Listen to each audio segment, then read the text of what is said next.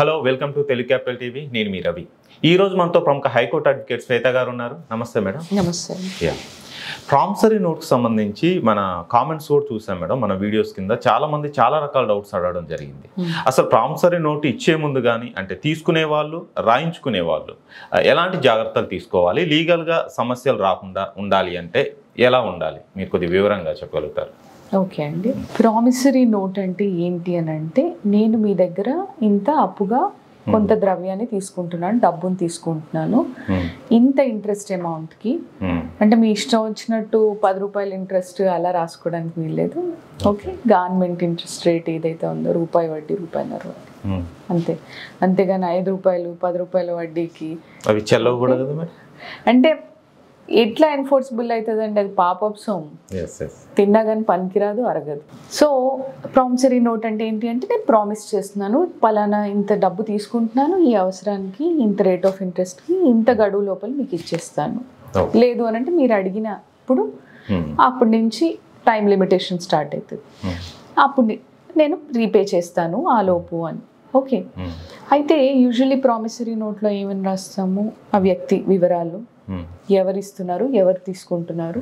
2 విట్నెస్లు వాళ్ళ వివరాలు వాళ్ళ సంతకాలు ఇతని వేలి ముద్ర దానిపైన స్టాంప్ ఉంటుంది rate of interest date okay అయితే చాలా సందర్భాల్లో యూజువల్లీ మామూలుగా లిమిటేషన్ యాక్ట్ ప్రకారం కూడా ఏదైతే డేట్ నుంచి ఎన్ఫోర్స్ అయిందో అప్పటి నుంచి 3 years లోపల ప్రామిసరీ నోట్ వ్యాలిడిటీ ఉంటుంది ఓకే దాని తర్వాత అది స్టేల్ అయిపోతుంది పనికిరాదు ఓకే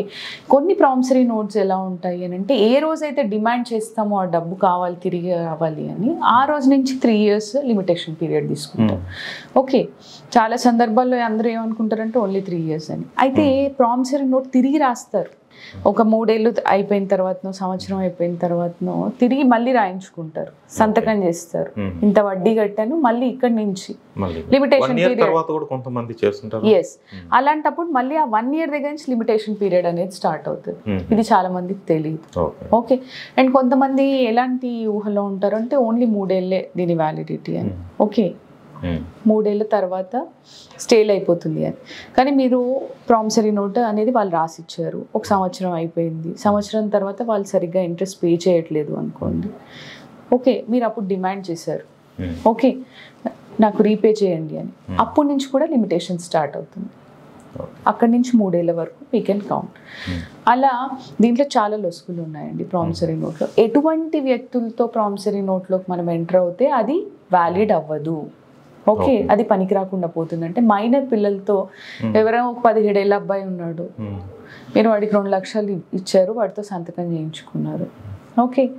మైనర్గా ఉన్నప్పుడు చేశాడు అని దానికి వ్యాలిడిటీ ఉండదు ఓకే సో చిన్నపిల్లలకి మైనర్స్కి ఇవ్వకూడదు ఒక వ్యక్తి విపరీతంగా తాగున్నాడు ఆల్కహాలిక్ ఆయనకు అవసరానికి మీరు డబ్బు ఇచ్చారు ప్రామిసరీ నోట్ ఎగ్జిక్యూట్ చేయించుకున్నారు